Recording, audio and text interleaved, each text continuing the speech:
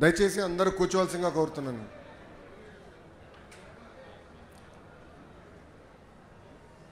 అందరికీ నమస్కారం.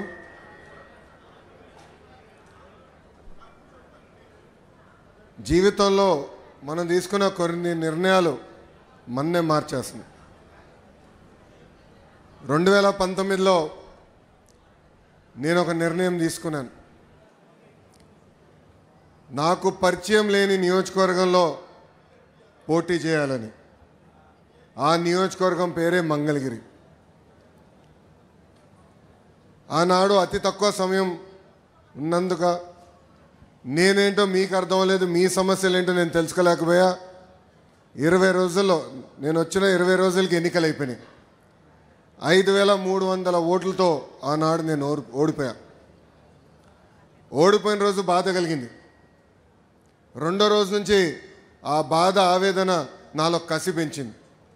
ఇంకా కష్టపడాలి, మంగళగిరి ప్రజల మనసు గెలుచుకోవాలి, ఏ మెజారిటీ అయితే ఓడిపోయానో దాని పక్కన ఒక 0 పెట్టుకుని గెలవాలి అనే లక్ష్యంతో ఓడిపోయిన మరుసటి రోజు నుంచి నేను మీకోసం పనిచేశా.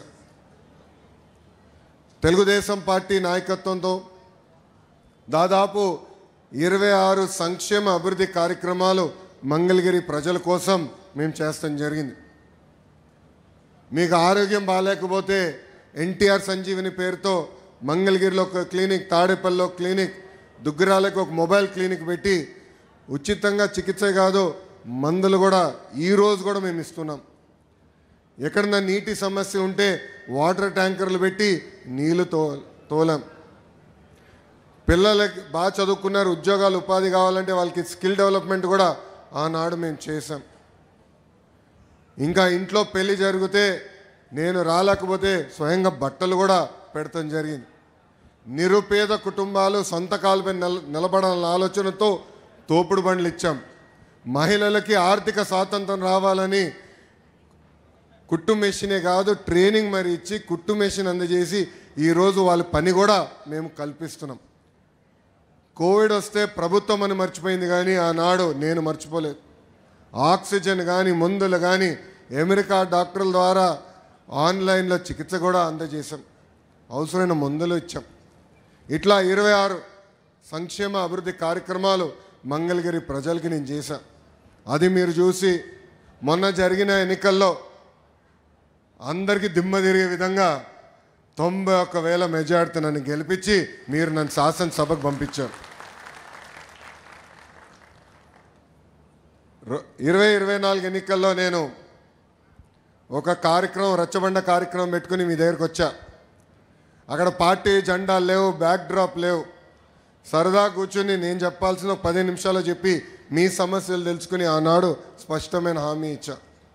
దాంట్లో భాగంగా మీరందరూ నన్ను కోరారు. 2.5 దశాబ్దాల నుంచి ఇది ఒక కళ, మాకు ఇంటి పట్టాలు మాకు కావాలి, మీరు ఏం చేస్తారో మాకు తెలియదు, ఆ పట్టాలు మటుకు మాకు ఇప్పించండి అని మీరు చెప్పారు. అది ఇప్పుడు కూడా నా బాగా గుర్తు. ఆనాడు మీకు చెప్పా 3 విడతలుగా ఈ కార్యక్రమం జరుగుతుంది. కొంతమంది సులభంగా చేసానికి ఉంటుంది, అది ప్రభుత్వ నిర్ణయం మేరకు నడుస్తుంది, అది మొదటి విడతలో జరుగుతుందని చెప్పా. రెండవది ఎండోమెంట్ భూములు, ఇంకో పక్కన రైల్వే భూములది ఇంకొంచెం సమయం పడుతుందని చెప్పా.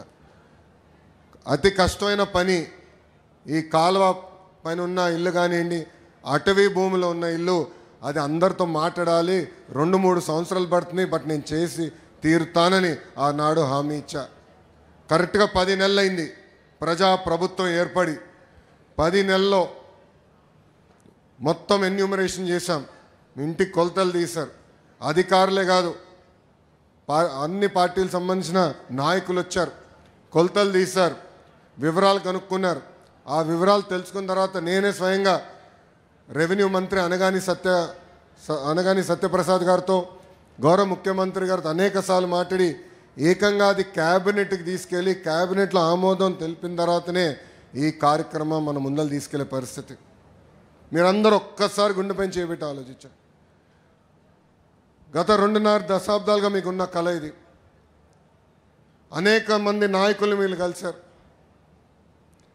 జిరాక్స్ ప్రింటింగ్లకే విపరీతంగా ఖర్చు అయిపోయింది, కాగితాలు ఇచ్చేదానికి ఖర్చు అయింది. అలాంటిది వేదికమైన నాయకులందరం మేము కష్టపడి మీ దగ్గర ఒక బాటిల్ నీళ్ళు కూడా మేము తాగలేదు. మీకోసం కష్టపడి అవినీతి లేకుండా ఈరోజు మీకు ఇల్లు పట్టాలు మేము ఇస్తున్నాం. పెద్దలు ఇప్పుడే చెప్పారు, దాదాపు మొదటి విడతలో మార్కెట్ విలువ 1000 కోట్ల విలువైన ఆస్తిని ఈరోజు మీకు శాశ్వతంగా హక్కు కూటమి ప్రభుత్వం అందజేస్తుంది. తల్లి మీ అందరికి ఆనాడే చెప్పా, నాకు మీరు ఎంత ఎక్కువ మెజారిటీ ఇస్తే అంత బలం వస్తుందని. 100 పడకల హాస్పిటల్ నేను క్యాబినెట్ మీటింగ్లో అడిగితే కాదని ఎవరు అనలేకపోయారు. దానికి కారణం మీరు నాకు ఇచ్చిన మెజారిటీ.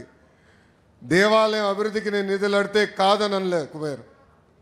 భూగర్భ డ్రైనేజ్, భూగర్భ గ్యాస్, భూగర్భ వాటర్, చివరికి భూగర్భ కరెంటు కూడా మంగళగిరిలో వచ్చే 2 నెలల్లో ఆ కార్యక్రమం కూడా స్వీకారం చుడతాం. దానికి కారణం మీరు నాకు ఇచ్చిన మెజారిటీ. సో మీరు నా పైన ఒక భరోసాతో గెలిపించారు, ఒక భరోసా నా పైన పెట్టారు. ఆహర్నిశలు మీ గురించి ఆలోచిస్తున్నా, మీ తరపున నేను పనిచేస్తున్నాను. ఇంకా అనేక కార్యక్రమాలు చేయాల్సిన అవసరం ఉంది. ఒక పక్కన బాబు సూపర్ 6 సంక్షేమ కార్యక్రమాలు గౌరవ ముఖ్యమంత్రి గారు చాలా స్పష్టంగా హామీలు ఇచ్చారు.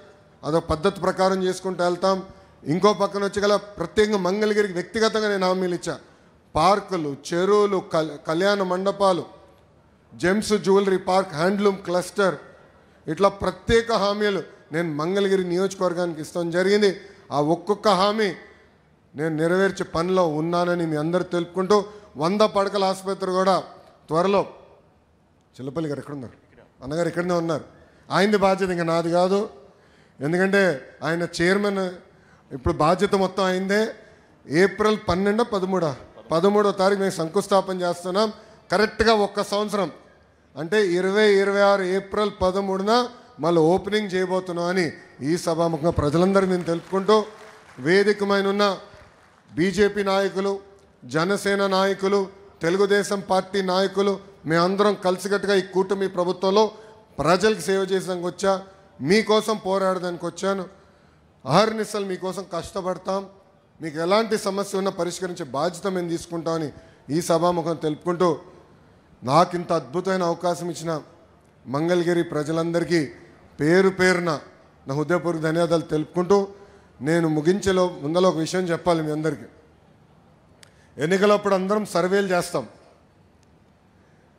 మంగళగిరి సర్వే, కుప్పం సర్వే పక్కన పెడితే మనం ఇంకా వెనుకబడి ఉందా? నేను తలగొక్కున్నాను, ఇంత పని చేసాం ఏంటి ఇంకా వెనుకున్నాం కుప్పానికని. కానీ ఎక్కడో అనిపించింది, లేదు మనోళ్ళు చెప్పరు కానీ ఓటింగ్కి వెళ్ళినప్పుడు గుద్దేస్తారని. బాబు గారికి చెప్పా, మీకన్నా ఒక్క ఓటు నాకు ఎక్కువ వస్తుంది సార్ అని. నవ్వుతా, కుర్రోలు రా మీకు స్పీడ్ ఎక్కువ అని నవ్వుతా ఎగతాళి చేశారు. కుటుంబం అందరూ నా ఎగతాళి చేశారు. కానీ ఎప్పుడైతే మీరు ఈ మెజారిటీ చూపించారో ఆ రోజే బాబు గారు డిసైడ్ అయ్యి, లేదు మీరు బాగా కష్టపడ్డారు, మీ దగ్గర నుంచి మిగతా నియోజకవర్గాలు నేర్చుకోవాల్సిన చాలా అవసరం ఉందని నేను చెప్తాం కూడా జరిగింది. దానికి కారణం మీరు నా పైన చూపించిన ప్రేమ, అభిమానం.